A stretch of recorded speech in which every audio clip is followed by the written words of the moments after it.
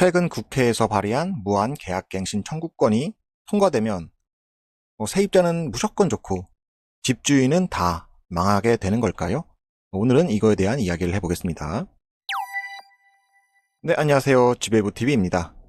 최근에 주택임대차보호법 일부 개정 법률안 하면서 윤종호 의원 외에 10인이 발의를 했어요. 이게 아주 페이지가 길진 않지만 또 다 읽기는 어려우니 제가 정리를 해 드렸습니다. 정리를 하면은 크게 세 가지 내용이 있는데, 첫 번째, 이름만 들어도 무시무시한 무한 계약갱신 청구권. 이거는 그야말로 갱신권을 지금은 한 번만 쓸 수 있잖아요. 그래서 2+2로 2년 살아보고 또 한 번 살고 싶으면 내가 5%만 증액해서 한 번 더 2년을 살 수 있는 그런 계약갱신 청구권을 무제한으로 할 수 있게 바꾼다는 내용입니다. 두 번째는 적정임대료 고시입니다. 이건 뭐냐면은 이 나라에서 적정임대료를 측정을 해서 여기는 전세가 3억이야. 그러니까 넌 3억만 받아. 그 이상은 받으면은 안 돼. 이렇게 적정임대료를 고시해 주겠다는 겁니다. 그래서 전세가 폭등을 막겠다는 그런 얘기죠.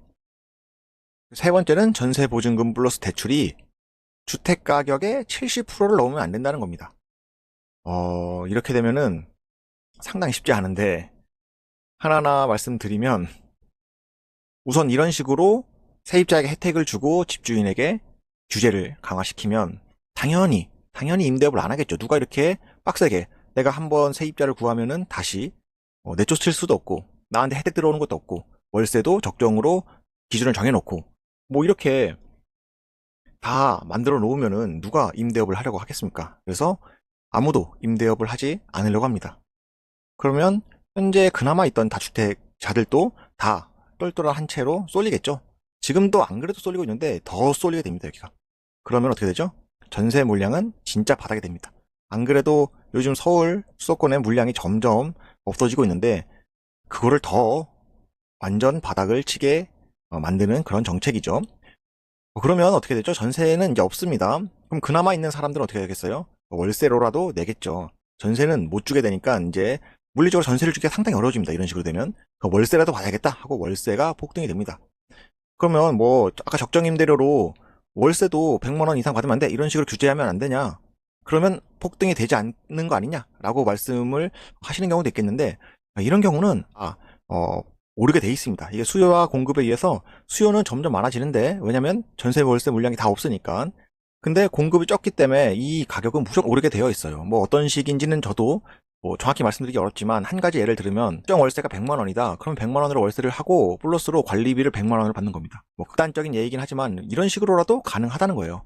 그러니까 결국 월세는 폭등하게 됩니다. 그럼 사람들은 전세 물량도 없고 월세도 물량이 없는데 폭등을 해버리니까 다 매수로 몰리게 됩니다. 그럼 다 매수로 가면 어떻게 돼요? 또 똘똘한 한 채가 또 폭발하는 겁니다. 그럼 다 너도 나도 다 이제 불지옥이 되는 거죠, 진짜. 그야말로. 그리고 여기서 말했던 전세 보증금 플러스 대출이 집값의 70%를 넘으면 안 된다. 이러면은 지금 지방이나 빌라나 오피나 이런 단지들은 다 거의 전세가율이 90%, 적으면 80%에서 90% 정도 되거든요. 이러니까 사람들이 여기에 들어가서 전세를 주는 거거든요. 그러니까 누가 이거를 70% 전세가율 70%인데 빌라를 삽니까? 이거를 누가, 재개발이 아닌 이상 이걸 누가 사요?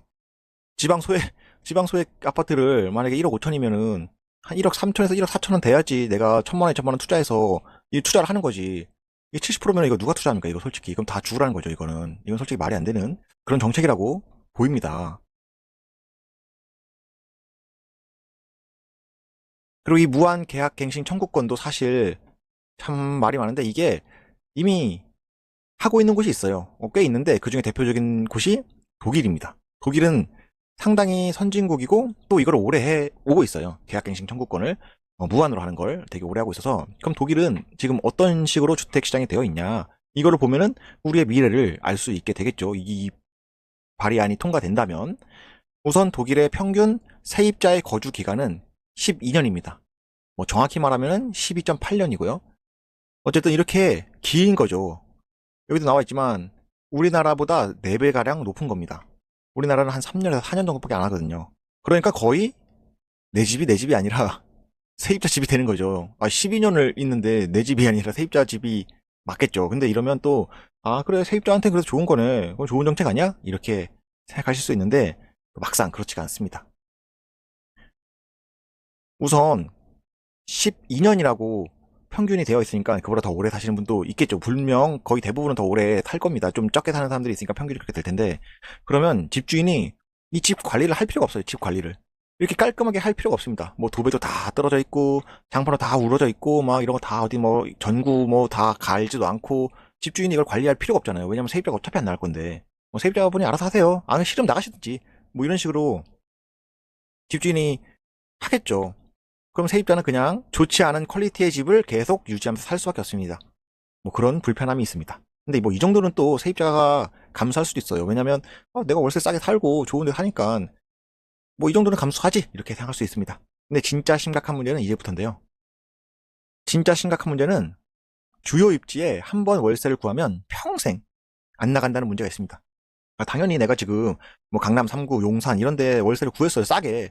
그러면은 내가 여기를 월 100에 구해서 월 100에. 그러면은 당연히 계속 살 거잖아요. 여기서 평생 살겠죠. 월 100만 내고 여기서 계속 산다는데 강남에서 반포에서 월 100만 원만 주고 살 수 있다면 계속 살겠죠. 그러니까 한번 세를 구하는 사람은 절대 안 나갑니다. 절대. 평생 안 나가요.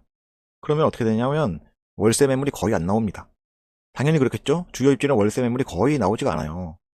아니, 새로 여기에 투자하는 사람도 없고 기존에 있는 사람도 나가질 않으니까 당연히 월세 매물이 없어지겠죠. 그러면은 혹시나 신규 월세 매물이 나오면 어떻게 된다? 이렇게 대기업 면접 보듯이 이게 집주인입니다. 집주인. 집주인도 평생 내 집에 살아야 될 사람을 구하니까 엄청 신중해질 거잖아요. 이 사람은 이제 세입자죠. 세입자. 새로 신규 세입자. 이 사람은 어떻게 되냐면 자기 자소서도 다 준비하고 뭐 각서도 준비하고 해서 이렇게 면접을 보는 겁니다. 이게 독일에서는 평균 경쟁률이 100대 1이라고 100대 1이라고. 월세 평균 경쟁률이 100대 1이에요. 진짜 웬만한 대기업 입사보다 훨씬 힘듭니다. 이게 말이 안 되는 거죠, 사실. 월세 구하려고 100대 1을 뚫고 각서와 자기소개서를 쓰고 집주인의 면접을 봐야 하는 그런 상황이 되는 겁니다.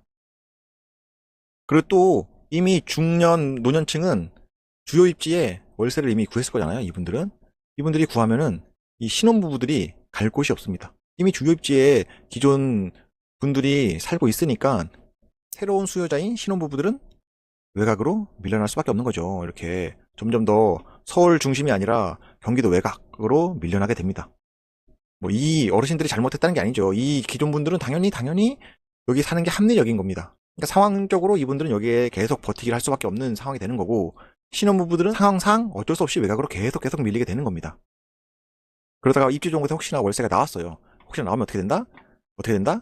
당연히 100대 1 뚫는 거죠. 100대 1 면접 보고 자소서 준비해서 100대 1 뚫고 들어가야 되는 겁니다. 대기업 입사 준비 바로 하는 거예요. 그러면 월세가 나왔다? 대기업 입사 준비하는 거다.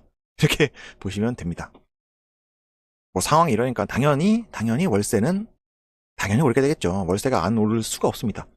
이렇게 당연히 수요가 점점 더 늘어나는데 공급은 점점 더 없어지니까 월세가 늘어날 수밖에 없죠. 이 독일의 월세 추이인데요. 그럼 월세만 오르고 집값이라도 잡히는 게 아니냐 이렇게까지 다주택자를 규제하고 하면은 집값은 잡히는 거 아니에요? 라고 생각할 수 있는데 실제로 집값도 폭등입니다. 오히려 이렇게 눌리면은 제가 아까 말씀드린 그 시나리오 때문에 더 집값이 오르게 됩니다. 지금 독일, 프랑스, 이탈리아, 영국 중에 독일이 가장 많이 올랐죠. 뭐 이런 식으로 집값이 절대 잡히지 않게 됩니다. 자, 이렇게 정답지가 바로 옆에 있는데 그리고 우리의 미래가 이런 식으로 좋지 않게 되는데 개인적으로 제가 뭐 정치에 색깔이 꼭 있진 않지만 이 정책만큼은 좀 통과가 되지 않았으면 하는 바람이 있습니다. 이게 진짜 다 힘든 거거든요. 세입자도 힘들고 집주인도 힘들고 그렇게 되는 정책이어서 개인적으로는 이 정책이 그렇게 좋은 정책은 아니라고 생각하고 여러분들도 한번 이 정책이 어떻게 되는지 계속 같이 지켜봐 보면 좋을 것 같습니다. 오늘은 이렇게 새로 발의된 주택임대차 보호법 일부 개정 법률안에 대해 설명을 해드렸는데요. 앞으로도 저의 이런 부동산 인사이트나 부동산 관련 정보를 계속 받아보고 싶으시다면 구독과 좋아요 부탁드립니다. 시청해주셔서 감사합니다.